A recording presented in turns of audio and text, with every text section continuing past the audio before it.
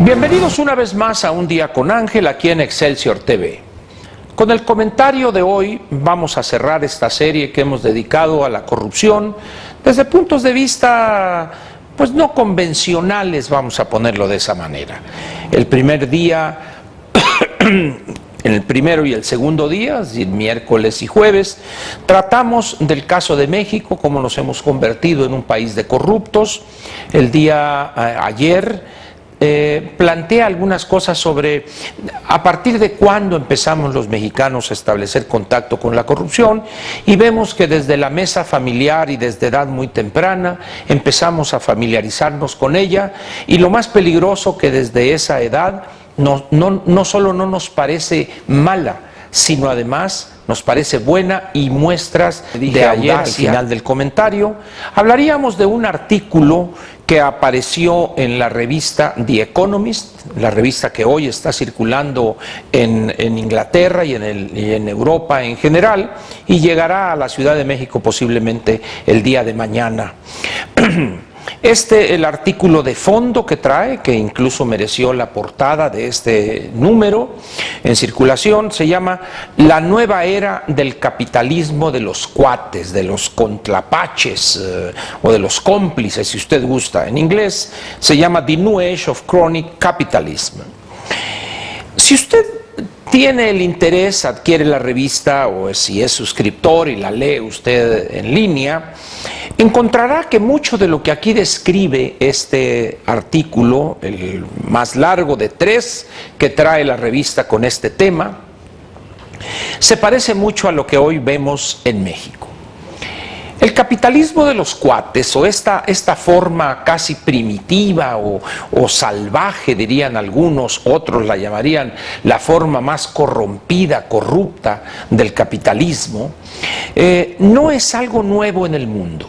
Prácticamente todos los países que hoy tienen economía de mercado y el modo de producción capitalista es el que rige en la economía de cada uno de ellos. Durante quizá el siglo XIX, parte del siglo XX, ese fue el tipo de capitalismo que tenían.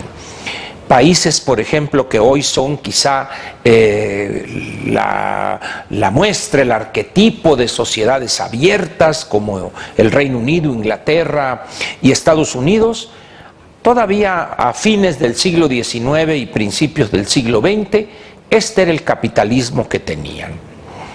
En Estados Unidos, a partir de principios del siglo pasado, inició una época, tanto desde el punto de vista legal como también en los medios, para desbaratar esas grandes corporaciones, una de ellas encabezada por el viejo Rockefeller, por el fundador de la dinastía, John D. Rockefeller, cuya empresa más emblemática era la Standard Oil Company, de triste historia en nuestro país. En Inglaterra, para no ir más lejos también, a mediados del siglo XIX era tal la corrupción que se daba, esa colusión o complicidad entre políticos y negociantes o sus amigos que al amparo del poder se enriquecían, pues en esos años, 1860, se vendía el puesto de primer ministro. Sin embargo, hoy son países donde ese tipo de políticas, no digo que no se presenten, pero son sumamente raras.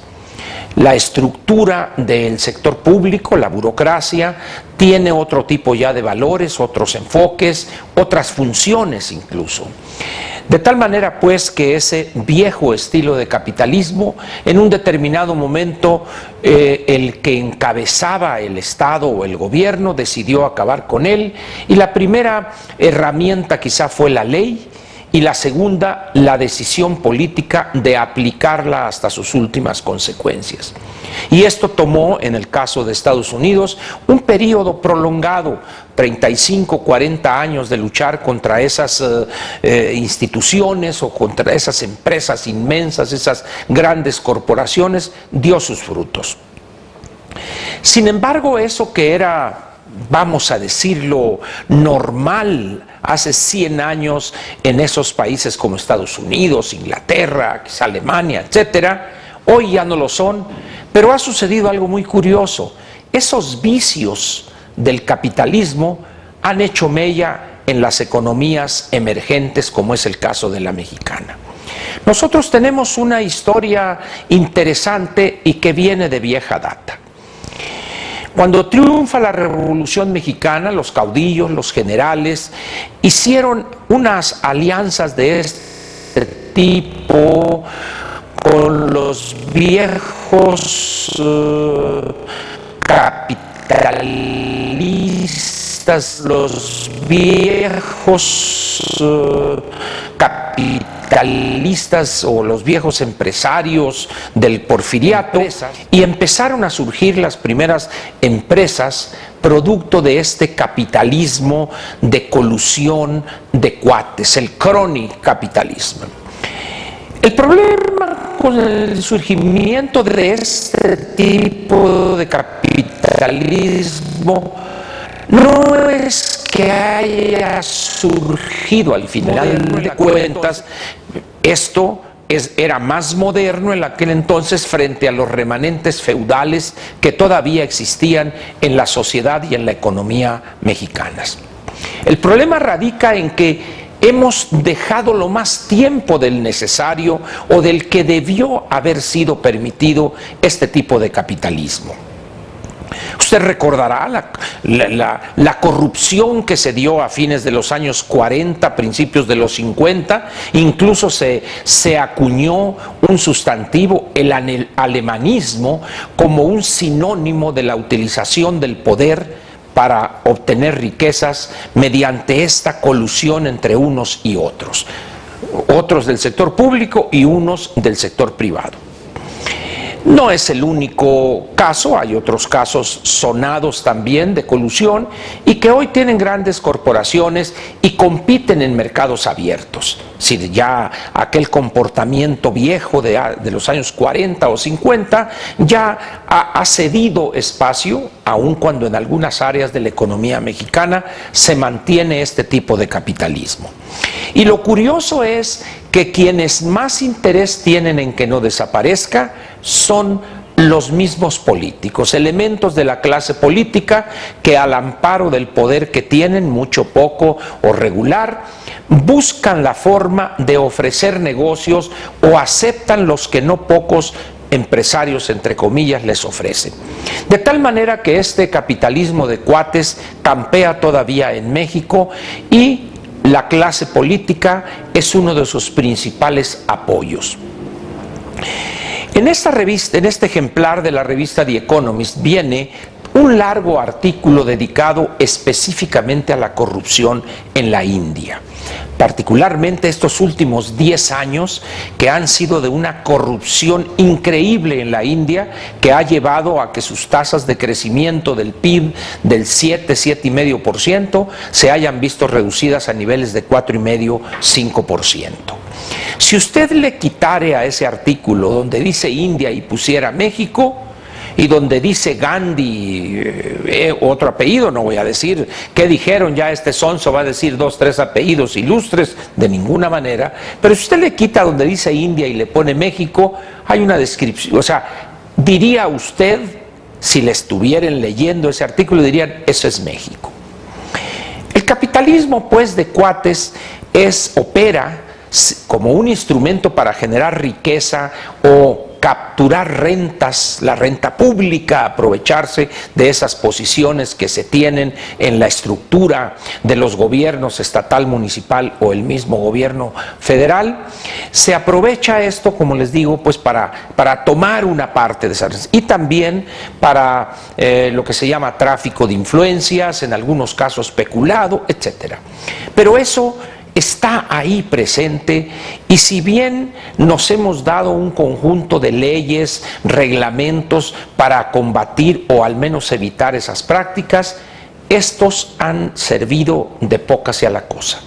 Lo vemos hoy en el caso de Oceanografía y la línea dorada que resultó una chapuza chapita, como dicen, ¿se acuerda usted de aquellos? No, esa medalla no es de oro, es chapeada nada más. Bueno, pues la línea dorada resultó no ser de oro, sino chapeada. Y ahí encontrará usted una gran colusión, donde hasta a la fecha, al momento en que me está usted viendo, nadie ha dicho yo acepto mi responsabilidad ahí.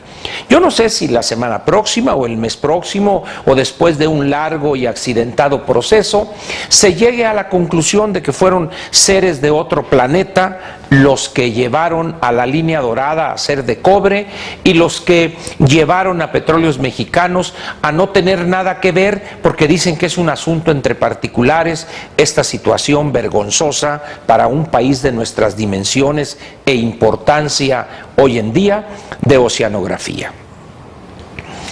¿Qué hacer en México para combatir esto que amenaza con socavar las bases mismas del Estado mexicano? En la India, que sería un buen ejemplo, ha sido tal el hartazgo de la sociedad que hay candidatos que hoy están buscando obtener una posición pública en elecciones, están basando su oferta o su campaña fundamentalmente en la lucha para la corrupción.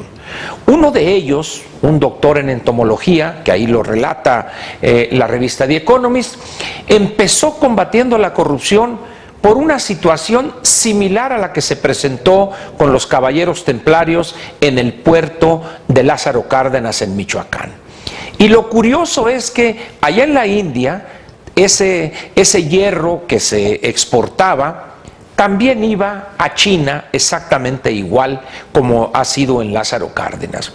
Los chinos, la República Popular China específicamente, está en esa etapa de colusión, de capitalismo, si no de los cuates, pero de funcionarios con hijos de líderes históricos o con nuevos empresarios que han surgido. Lo mismo que pasó en la Unión Soviética, bueno, en Rusia, ¿verdad?, con Vladimir Putin, Medvedev y todo su grupo.